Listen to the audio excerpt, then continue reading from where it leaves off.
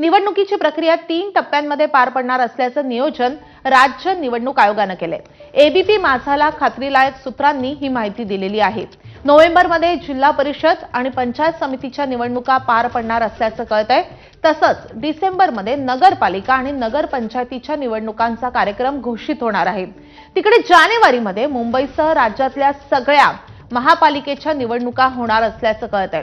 जानेवारी अखेरीपर्यंत निवडणूक प्रक्रिया पूर्ण होण्याची अपेक्षा आहे। खरं तर सुप्रीम कोर्टाने त्याचे आदेश दिलेले आहेत आणि त्यानुसार जानेवारी अखेरपर्यंत सगळ्या निवडणुका पार पडतील अशी शक्यता आहे। तर स्थानिक स्वराज्य संस्थांच्या निवडणुकीचे फटाके आता दिवाळीनंतरच फुटणार आहेत। सुरुवात आहे जिल्हा परिषदेच्या निवडणुकांपासून, त्यानंतर नगरपालिका नगरपंचायतीच्या निवडणुका आणि त्यानंतर महानगरपालिकेच्या निवडणुका होतील।